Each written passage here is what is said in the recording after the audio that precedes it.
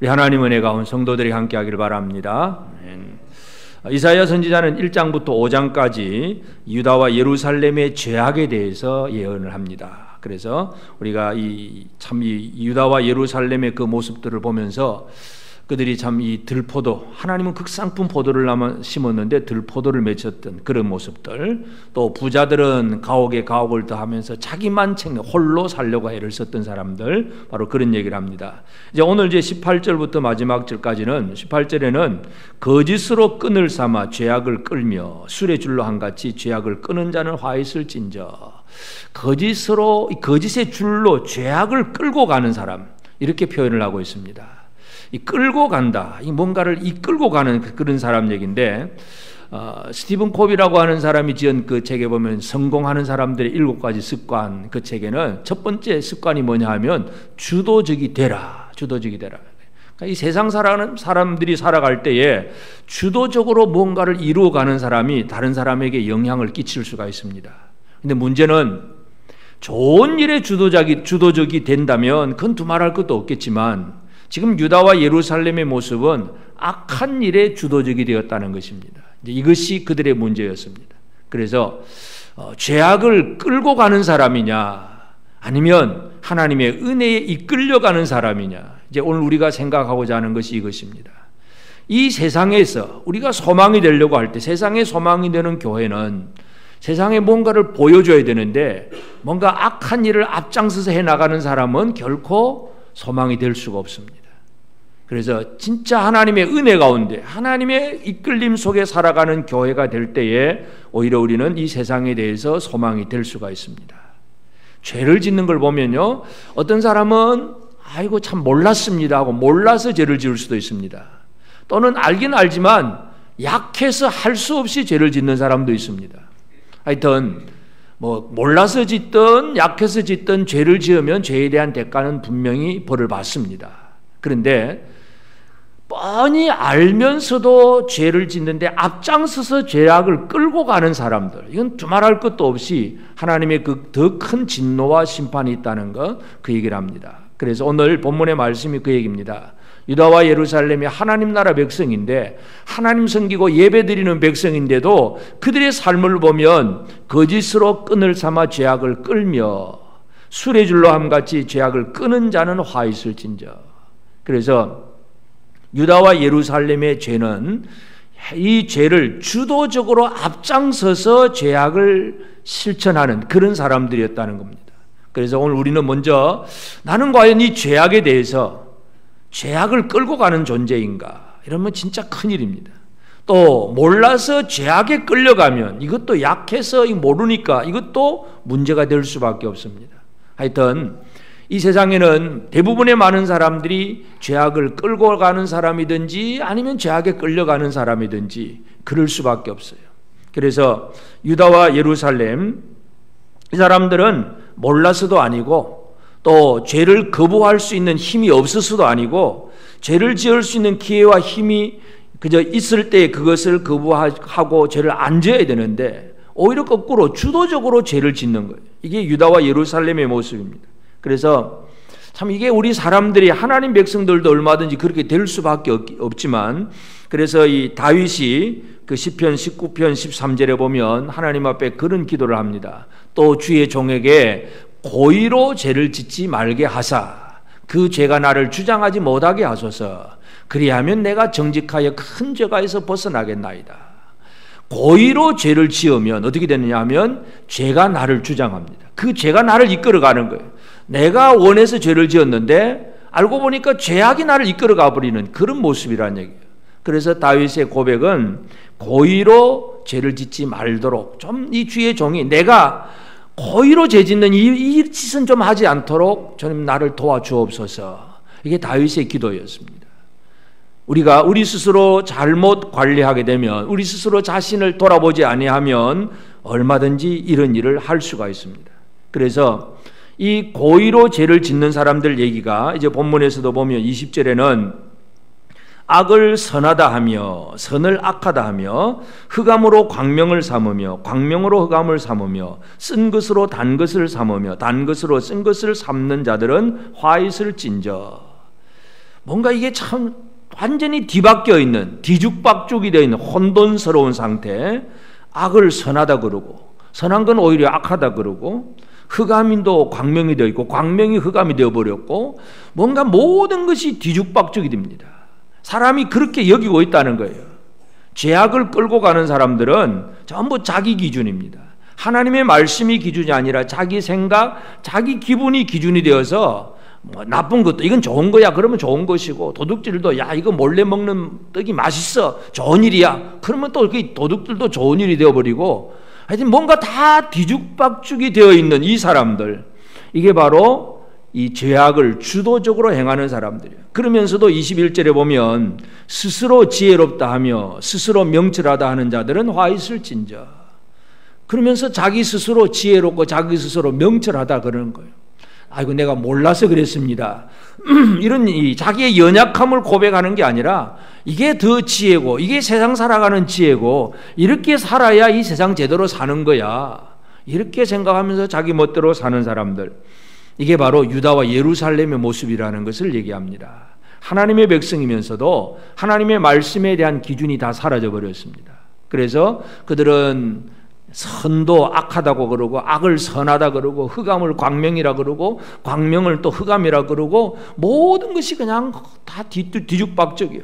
단 것을 쓴 것으로 삼고 쓴 것은 단 것이라고 삼고, 하여튼 모든 것을 엉망으로 살아가면서도 그것이 지혜라고 얘기를 합니다.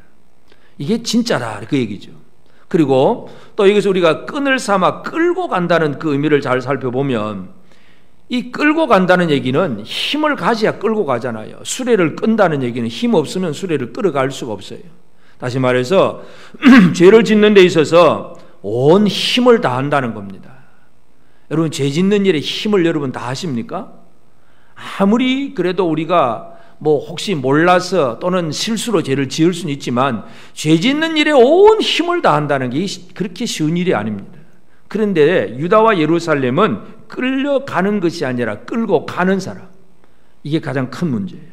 그런데 죄악을 끌고 가는 게 뭐냐 하면 근데 인간의 계획을 가지고 사람의 생각을 가지고 이것이 분명히 잘못된 일인 줄 알면서도 그냥 그렇게, 근데 이게 자기 계획과 자기 목적을 이루기 위해서 그 죄악을 그냥 짓고 그렇게 나가려고 하는 사람들, 이게 죄악을 끌고 가는 사람들 얘기입니다. 그래서 사무엘하 16장 21절에 보면 그 아히도벨이 압살롬에게 하는 얘기인데, 아히도벨이 압살롬에게 이르되 왕의 아버지가 남겨두어 왕궁을 지키게 한 후궁들과 더불어 동침하소서, 그리하면 왕께서 왕의 아버지가 미워하는 바 됨을 온 이스라엘이 들으리니 왕과 함께 있는 모든 사람의 힘이 더욱 강하여지리이다.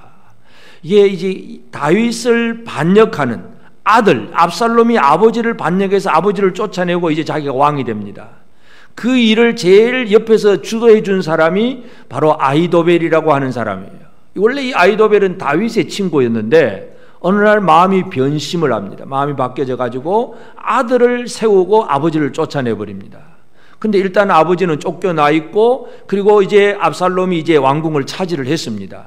그런데 그런 상태에서 그냥 머물러 있으면 또 언제 아들과 아버지니까 아무리 미워하고 그래도 아들과 아버지는 또 새로운 계기가 생기면 언제든지 화해할 수 있잖아요. 그래서 아히도벨이 악한 꾀를 냅니다. 악한 꾀. 악한 꾀가 뭐냐 하면 다윗의 후궁들, 그러니까 쉽게 말해서 이제 그 서열상으로 보면 압살롬의 어머니 뻘이들이죠. 뭐 어머니 후궁들이니까 이 후궁 10명과 동침을 해라 이거죠. 그것도 대낮에 백주에 모든 사람들이 다 알아차릴 수 있도록 공개적으로 그렇게 후궁 10명과 동침을 해라. 그러면 왕의 아버지가 더 미워하는 바가 되고 완전히 관계가 끊어지고 우리 압살롬의 편에 선 사람들은 더 힘을 얻어서 왕을 더 새롭게 강건하게 세워줄 수 있다. 이게 아히도벨이 세운 계획이에요.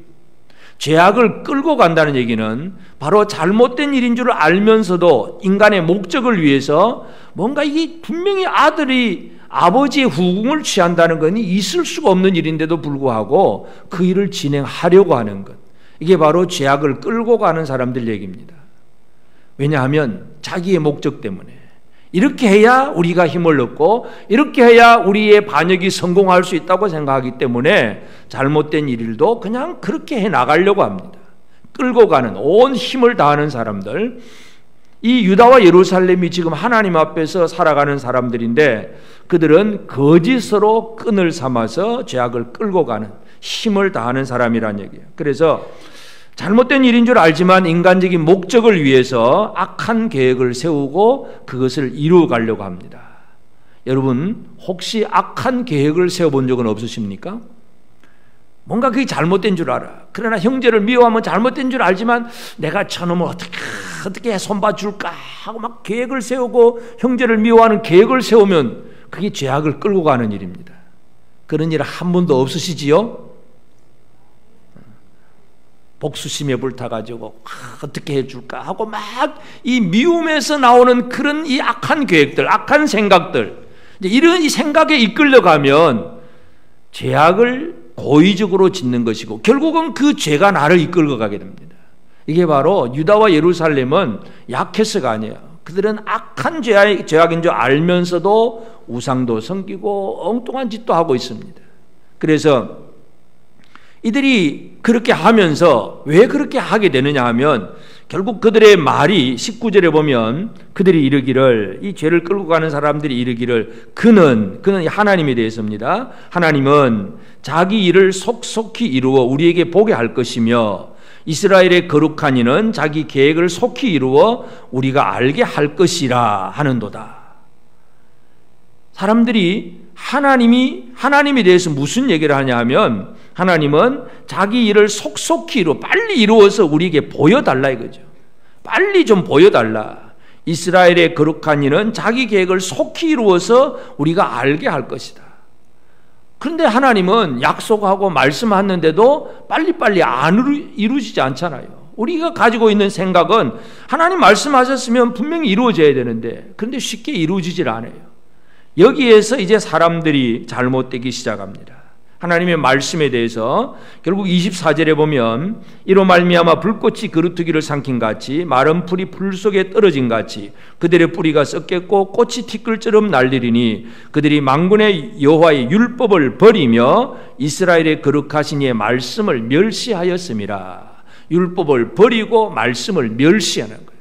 하나님이 약속하셨으면 믿고 붙들고 기다려야 되는데 하나님의 약속의 말씀에 대해서도 속히 안 이루어지니까 빨리 기도하면 즉각적으로 내가 원하는 대로 빨리빨리 이루어져야 그래야 좋으신 하나님인 것 같은데 내가 기도하는 대로 빨리 이루어지지 아니하고 내가 원하는 대로 모든 것이 쉽게 이루어지지 않을 때 사람들은 불신이 들어가게 되고 의심이 들어가고 결국은 말씀에 대해서 조롱하고 멸시하는 이런 일까지 벌어지게 됩니다. 그래서 하나님의 말씀, 하나님의 일이 성취가 빨리 안 이루어질 때에 사람들은 조롱을 하고 의심을 합니다. 그는 속히 이루어서 우리에게 보게 하라. 하나님 빨리 이루어져야지. 안 이루어주는데 바로 이런 생각들이에요. 이게 바로 지금 이 시대에 신약시대 성도들에게도 그런 얘기들이 있어요. 베드로후서 3장 3절 4절에 보면 먼저 이것을 알지니 말세에 조롱하는 자들이 와서 자기 정욕을 따라 행하며 조롱하여 이르되 주께서 강림하신다는 약속이 어디 있느냐? 조상들이 잔으로부터 만물이 처음 창조될 때와 같이 그냥 있다. 초대교회 성도들에게도 예수님의 재림에 대해서 얘기를 하잖아요. 재림하신다, 다시 오신다고 하니까 근데 믿고 기다리는데 빨리 재림 안 하잖아요. 여러분 초대교회부터 지금 우리 2018년 살아가면 벌써 2000년이 넘도록 예수님의 재림의 약속은 아직도 안 이루어졌어요. 아직도 안 이루어지다 보니까 사람들의 마음이 이건 믿을 수가 없다는 얘기죠. 믿을 수가 없어요. 여러분 재림의 약속을 여러분 믿고 계십니까? 언제 재림하신다고? 내가 믿어야 되는데 빨리빨리 속속히 이루어져서 그냥 내가 쉽게 믿으면 좋겠는데 하나님이 우리가 원하는 만큼 원하는 때에 안 이루어 주십니다. 그러니까 사람들이 그 주께서 강림하신다는 약속이 어디 있느냐? 조상들이 잔으로부터 만물이 처음 창조될 때부터 지금까지 여전히 그대로다. 이게 초대교회부터 또 그 성도들도 그랬어요. 하나님의 일을 신뢰를 하지 않는 거예요. 말씀을 멸시하는 거. 다시 오겠다. 아멘 하고 기다려야 되는데 아무리 뭐 1년, 2년, 뭐 1000년을 기다려도 안 오니까 이제 안 오니까 사람들의 마음이 흔들리는 거예요. 이 유다와 예루살렘은 여러 가지 하나님의 약속들을 많이 받았는데 자기들이 원하는 대로 빨리빨리 뭔가 하나님의 약속의 말씀이 이루어져야 되는데 안 이루어지잖아요. 그러니까 이들이 실망하고 의심하고 결국엔 말씀을 조롱하고 멸시하고 바로 이런 모습이에요. 이게 바로 지금 유다와 예루살렘, 하나님 앞에 징벌받을 수밖에 없는 그 사람들의 이야기입니다. 그래서 이들에 대한 하나님은 어떤 하나님이냐? 하나님은 아무것도 일하지 않는 하나님이 아니라 하나님의 일을 주도적으로 이끌어 가신 분이 바로 하나님이세요. 사람은 주도적으로 죄악을 이끌고 있는데 하나님은 모든 것을 다 주도적으로 이끌어 가십니다. 하나님이 무엇을 이끌어 가느냐 하면 제일 첫 번째는 하나님은 사람들의 생명을 통치하시는 하나님이에요. 그래서 생명을 통치하신 하나님은 죄악에 대해서 분노하시고 진노하시는 하나님이십니다. 25절에 보면 그러므로 여호와께서 자기 백성에게 노를 발하시고 그들 위에 손을 들어 그들을 치신지라. 산들은 진동하며 그들의 시체는 그리 가운데 분토같이 되었도다. 그럴지라도 그의 노가 돌아서지 아니하였고 그의 손이 여전히 펼쳐져 있느니라. 하나님은 분노하십니다. 하나님은 진노하시는 하나님이세요. 다윗은 시편에서 하나님을 어떤 하나님으로 묘사를 했느냐 하면 시편 7편 11절에 보면 하나님은 의로우신 재판장이시며 매일 분노하시는 하나님이시로다. 하나님은 언제 분노하신다고요? 왜 매일 분노할까요? 왜 매일 분노할까요? 사람들이 매일 죄 지으니까 하나님 매일 분노할 수밖에 없어요. 우상은 어떤 존재입니까? 우상은 멋있게 꾸며놓고 뭐 예를 들어서 뭐 세계 최고의 멋있는 우상 뭐 돌부처도 만들어 놓고 많은 걸 만들어 놓았는데 그 우상은 인간이 죄를 짓든 말든 아무 감정도 없고 느낌도 없고 분노도 없습니다.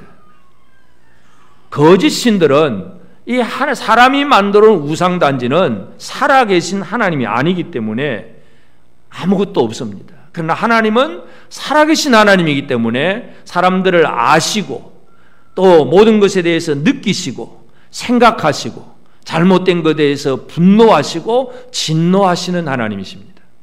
여러분, 하나님이 우리 눈에 안 보입니다. 그러나 하나님은 지금도 우리 때문에 뭔가를 느끼고 생각하고 계시는 하나님이십니다. 여러분 때문에 하나님의 생각이 어떨까요? 한번 스스로 한번 돌아보시기 바랍니다. 여러분 때문에 하나님은 어떤 생각을 가지셨을까요? 우상 같으면 내가 무슨 짓을 하든 우상은 나오고 전혀 나에게 뭔가를 해주는 게 없어요. 근데 살아계신 하나님은 늘 우리를 보시고 느끼고 생각하시기 때문에 잘못하면 진노하고 벌하신 하나님이에요. 그래서 유다와 예루살렘이 이와 같이 잘못되어 갈 때에 하나님은 자기 백성들을 향하여서 노를 발하시고 그들 위에 손을 들어 그들을 치신지라. 산들이 진동하고 그들의 시체는 거리 가운데 분토같이 되었도다. 이게 하나님의 진노와 심판이에요. 예루살렘 많은 사람들, 하나님 백성들이 수많은 사람들이 죽어나가고 그 시체들이 막 거리에 흙과 같이 그냥 시체들이 장례식도 못 치는 그런 처참한 그런 모습이 되는 것, 하나님의 진노 때문에 그렇습니다. 하나님은 분노하시는 하나님이십니다. 믿으시기를 바랍니다. 하나님은 우리 사람 생명을 통치하신 하나님은 뭔가를 아시고 진노하신다는 것, 그리고 또 하나님은 모든 시간을 통치하시는 하나님이세요.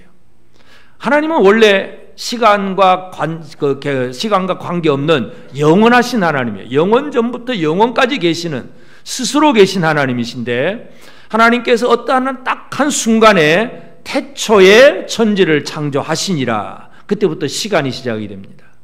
그 태초가 영원하신 하나님의 어떤 한 순간에 뭔가가 일이 시작이 됩니다. 창조로부터 시작되어서 지금까지 하나님이 우리를 선택하고 구원하고 또 믿게 하고 결국은 마지막 주님의 재림하시고 심판하시는 그날, 그리고 영원한 나라에 들어가기까지 이 역사라고 하는 시간을 하나님이 창조를 하셨어요. 모든 시간은 하나님이 주관을 하십니다. 하나님이 시간을 주관하기 때문에 내가 내 개념으로 시간을 이해하려고 하면, 하나님의 일하심을 이해하려고 하면 이해가 잘 안 됩니다. 전에 말씀드렸지만 에녹이 자기 아들 무드셀라를 낳고 이 아들이 죽으면 세상이 망할 것이다 하고 그렇게 외쳐댔지만 에녹이 365세를 살고 죽습니다. 그렇지만 에녹이 죽어도 여전히 세상은 그대로입니다. 결국 무드셀라 969세를 살던 무드셀라가 죽고 거의 1000년이 지나야 노아 홍수가 일어납니다. 하나님의 말씀을 사람이 생각을 하려면 여러분 지금 주시는 하나님의 약속의 말씀이 1000년 후에 이루어질 것이다. 그러면 그래도 믿으십니까 여러분? 1000년 후에 이루어질 일을 믿으십니까? 예수님 재림의 약속은 지금 2000년이 지났습니다. 그래도 믿으십니까? 그러니까 내가 시간의 개념, 인간의 시간의 개념으로 왜 하나님 약속했는데 1000년, 2000년이 지났는데 이 숫자를 따지고 있으면 하나님 앞에 숫자는 아무 의미가 없는 거예요. 이 시간의 개념 속에서. 그래서 베드로후서 3장 8절에 보면 사랑하는 자들아 죽게는 하루가 1000년 같고 1000년이 하루 같다는 이 한 가지를 잊지 마라. 하나님의 시간과 사람들이 생각하는 시간의 개념은 다릅니다. 하나님이 일하시는 그 시간표를 내가 내 시간표로 딱 측정을 해가지고 지금쯤이면 뭐가 되고 뭐가 돼야 되는데 내가 기도했으면 응답해 주셔야 되고 내가 이렇게 했으면 하나님은 이만큼 복 주셔야 되고 뭔가 하면 착착착착 이루어져야 된다. 이건 내 생각이에요. 근데 하나님은 그렇지 않습니다. 하나님은 시간에 매이는 분이 아니에요. 시간을 주관하시는 하나님이시지 시간에 매이지를 않습니다. 우리는 하나님이 생각하시는 그 시간과 우리가 생각하는 시간은 차원이 다릅니다. 하루살이하고 메뚜기하고 열심히 여름 한철 잘 놀았습니다. 한낮 여름 한철 잘 놀고 저녁이 되어서 메뚜기가 하루살이한테 그런 얘기합니다. 야, 오늘 너무 재밌었다. 내일 또 놀자. 그랬습니다. 하루살이가 뭐라 그러게요? 하루살이에게는 내일이라는 개념이 없어요. 그냥 하루살이에요, 하루살이. 내일이 도대체 뭔지를 몰라. 그리고 또 메뚜기하고 개구리하고 열심히 가을까지 잘 놀다가 이제 개구리가 겨울 잠을 자면서 야, 내년에 내가 잠자고 일어나서 같이 놀자 그럽니다. 그러면 이 메뚜기는 내년에 겨울잠 자고 내년에 일어난다는 생각이 개념이 없어요. 차이가 많은 거예요. 개구리하고 사람하고, 야, 사람이 개구리한테 나는 이제 죽어서 천국 갈 거야. 너도 천국 갈래? 물으면 개구리가 그걸 이해나 하겠습니까? 인간과 하나님 사이에는 엄격한 차이가 있습니다. 하나님이 시간을 주관하시고 시간을 만드신 분인데 우리는 내 시간표를 가지고 하나님을 이해하려고 하니까 그게 안 되고 안 되다 보니까 의심하고 그것이 조롱이 되고 하나님이 하시는 말씀을 멸시하는 이런 일들이 벌어집니다. 하나님은 시간을 주관하시는 하나님이십니다. 여러분의 시간을 주관하신 하나님이에요. 창세전에 하나님이 우리를 선택을 하셨다. 그럼 하나님이 태초에 전지 창조를 하신 지가 지금으로부터 몇천 년 전이니까 그 전에 그러면 또 몇천 년 전에 보다 얼마 전에 또 나를 선택하셨을까? 우리는 시간의 개념으로 늘 이해하려고 합니다. 하나님은 영원하신 하나님이에요. 시간에 매이지 않습니다. 그 창세전이라는 게 도대체 우리는 몰라요. 언제인지 몰라. 우리는 이해할 수가 없습니다. 하나님은 시간을 주관하시는 하나님이세요. 또 한 가지, 하나님은 이 땅의 모든 민족을 주관하시고 통치하시는 그 하나님이세요.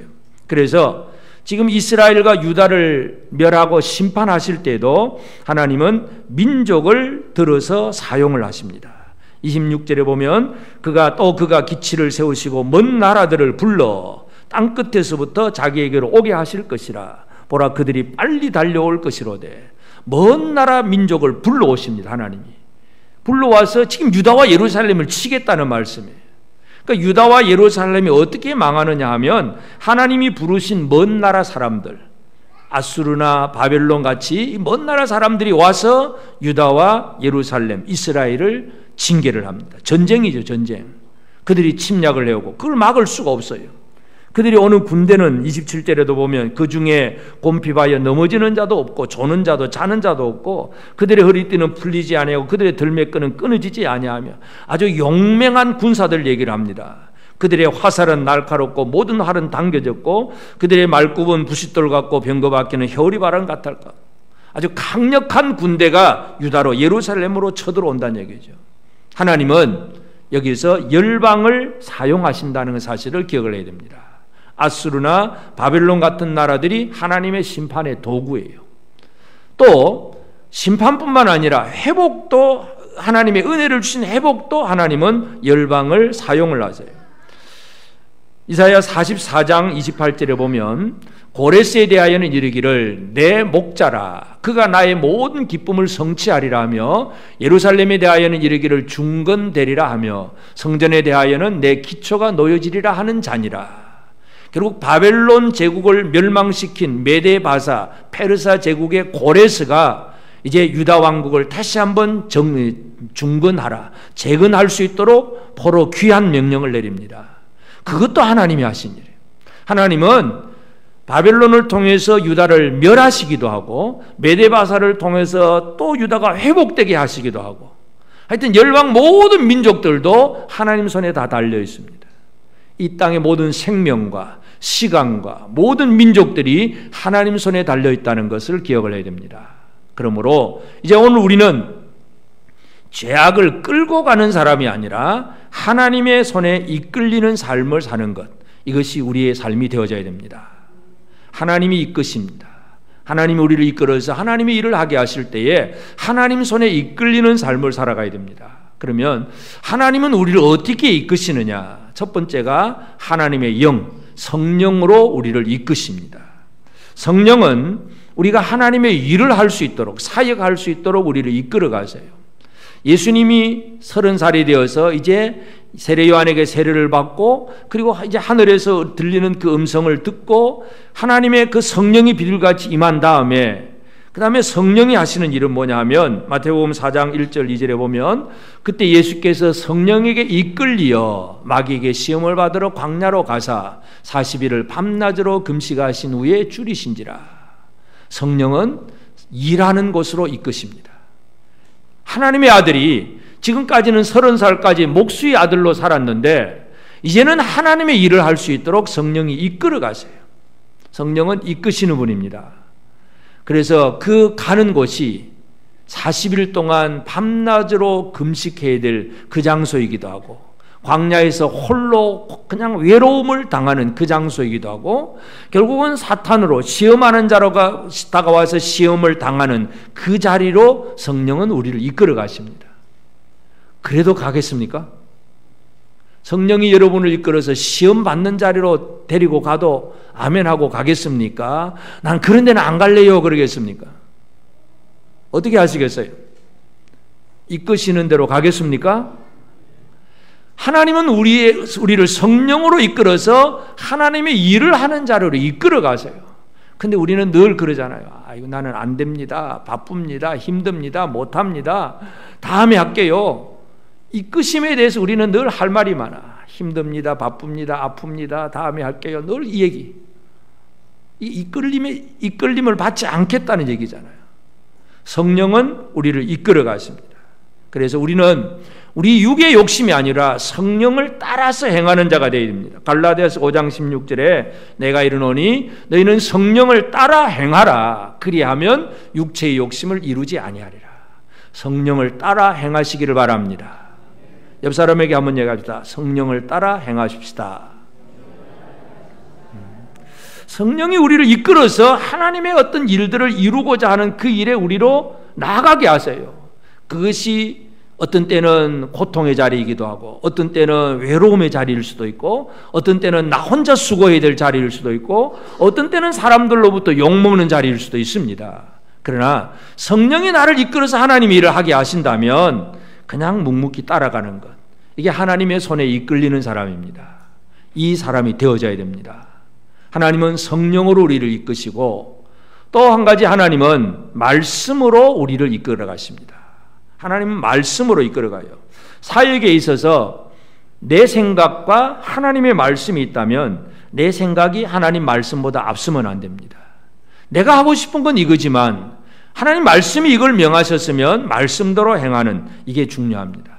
그래서 사도 바울의 사역을 보면 말씀에 붙잡혔다 하는 얘기를 합니다. 사도행전 18장 5절에 보면 실라와 디모데가 마게도냐로부터 내려오매 바울이 하나님의 말씀에 붙잡혀 유대인들에게 예수는 그리스도라 밝히 증언하니, 말씀에 붙잡힌 사람이 사도 바울입니다.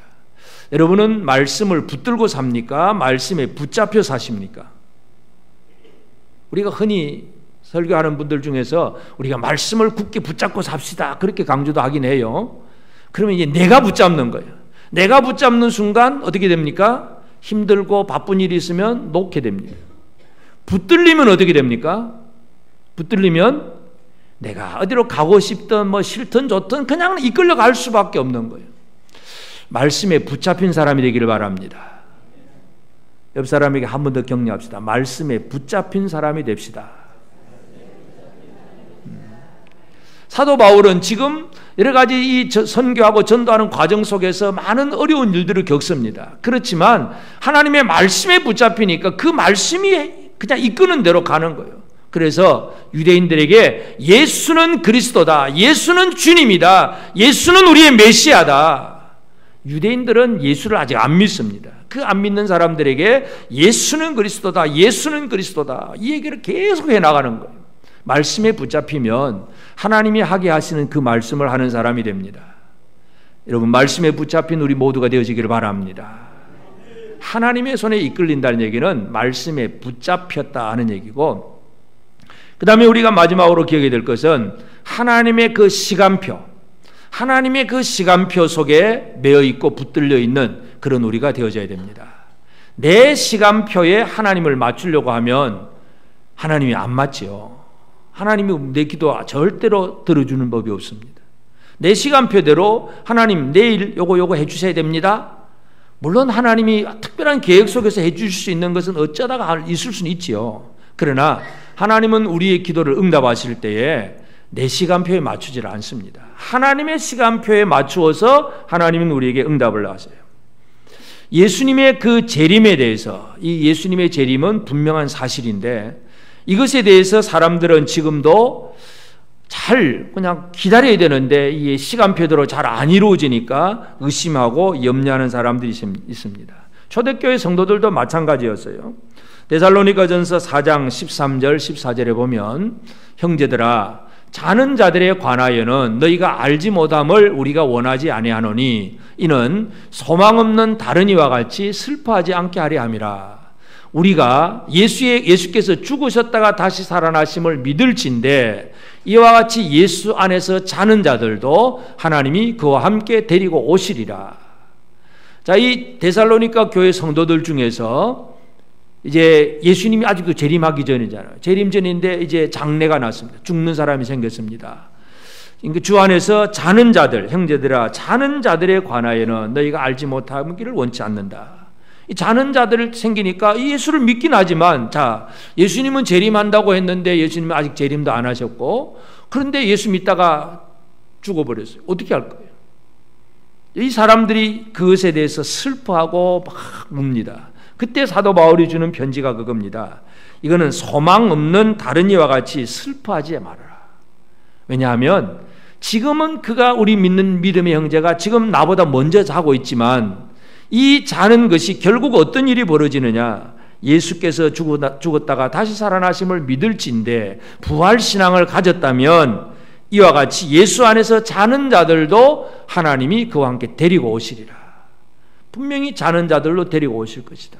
그러면 그때까지 우리 살아남아 있으면 그때 만나게 될 것이고, 이 자는 자들에 대해서 사람들은 하나님의 일하심의 시간표를 모르다 보니까 이제는 큰일 났다, 안 되겠구나 하고 절망 속에 빠져버리고 과도하게 슬퍼하게 되잖아요. 근데 부활을 믿으면, 하나님의 시간표를 제대로 안다면 그것이 내가 생각하는 몇 년 이 숫자적인 개념이 아니라 영원하신 하나님의 시간표 속에서 모든 믿음의 형제들, 자는 자들이 다 함께 어우러서 만나게 되는 그날이 있을 것을 믿는 것입니다. 이게 하나님의 시간표 속에 사는 사람이에요. 그래서 예수님의 재림에 대해서 늘 예수님은 제자들에게 뭘 얘기합니까? 깨어있어라, 깨어있어라, 늘 깨어있어라. 깨어있으라는 얘기가 하나님의 시간표에 대해서 좀 집중하라는 얘기입니다. 하나님의 시간표를 제대로 안다면 우리는 몇 년, 몇 월, 며칠 숫자적으로는 모릅니다. 그러나 분명한 하나님의 아들을 다시 보내실 것이다 하는 사실을 믿는다면 깨어있는 삶을 살게 되는데, 깨어있다는 얘기는 뭐냐 하면 예언의 말씀에 대한 확신입니다. 이렇게 될 것이다 하고 예언하셨으면 그 말씀에 대한 확신을 가지는 사람이 깨어있는 사람입니다. 여러분 깨어있으십니까? 아무도 아멘 안 하신 것 같으네. 하나님이 여러분에게 예언하신 말씀 믿으세요? 안 믿으세요? 아이고, 이 예언이 1000년 전에도 한 말인데 지금도 안 이루어졌는데 1000년이 지나도 안 이루어지니까 이거 못 믿겠다. 그러면 여전히 그 사람은 자는 자입니다. 깨어있다는 얘기는 말씀에 대해서 깨어있는 거예요. 그래서 말씀을 있는 그대로 믿음으로 받아들이는 사람이에요. 그러면서 현재의 시간들에 대해서 철저하게 소홀히 여기지 아니하고 언제든지 주님이 도적같이 오실 수 있다는 그 사실에 대한 확신을 가지고 자기 자신의 시간을 잘 관리하는 것. 한 시간이라도 허투루 보내지 아니하고 어떻게 하든지 주님을 영접할 수 있는 준비된 생활, 이게 깨어있는 사람이에요. 그리고 미래의 사건에 대해서 내다보는 사람이고, 마지막 주님 앞에 내가 결산을 할 때에 주님 앞에 내가 착하고 충성된 종으로서 뭔가 내놓을 것이 있는 그런 사람으로 열심히 사는 사람이 바로 깨어있는 사람입니다. 여러분은 깨어있기를 바랍니다. 주님은 다시 오십니다. 그날이 언제일는지 숫자적으로는 모릅니다. 그러나 언제일는지 모르지만 분명히 오시기 때문에 그 오심에 대해서 우리는 그 약속에 대해서 신뢰하고 지금 현재 우리에게 주어진 이 시간들에 대해서 최선을 다해서 열심히 하나님 뜻대로 살고 내게 주어진 은사를 가지고 충성해 나가는 충성스러운 성도로 살아가는 것, 이것이 우리가 지금도 열심히 해야 될 일이고, 이 사람이 바로 하나님의 시간표에 이끌리는 사람입니다. 하나님은 우리를 이끌어 가십니다. 하나님은 저와 여러분을 이끌어 가십니다. 하나님께 이끌려 살게 되기를 바랍니다. 옆 사람에게 한번 얘기합시다. 하나님께 이끌려 삽시다. 하나님은 성령으로, 말씀으로, 하나님의 그 시간 속에서 하나님이 원하시는 뜻을 이루어서 우리가 하나님 나라 백성답게 살게 하세요. 그래야 이 세상에 대한 소망으로서 교회는 존재합니다. 그런데 유다와 예루살렘 거짓으로 끈을 삼아, 이 거짓이 뭐예요? 거짓? 진리가 아닌 거짓, 사탄이 주는 거짓, 이것으로 그냥 뭔가 끌고 가는 것, 이게 바로 유다와 예루살렘의 모습이었는데 결코 우리가 이런 모습이 되지 않기를 바랍니다. 말씀으로 제대로 준비되고 하나님이 우리를 이끌어 가실 때 이끌림을 받는 생활, 그것이 우리에게는 고통일 수도 있고 위험스러운 그런 일일 수도 있고 어떤 때는 참 외롭고 힘든 그런 일일 수도 있지만 하나님의 성령에 순종하고 이끌려가는 이 사람이 결국은 하나님의 뜻을 이루어 나갈 수 있습니다. 유다와 예루살렘은 이 일을 못함으로 그들에게 진노와 심판이 예고되었는데 그리고 그들이 실제로 이루어졌습니다. 오늘 우리는 이 말씀들이 우리에게 그대로 적용되지 않도록 하나님의 손에 이끌려가는 지혜로운 삶을 우리 모두가 꼭 살게 되기를 바랍니다. 아멘.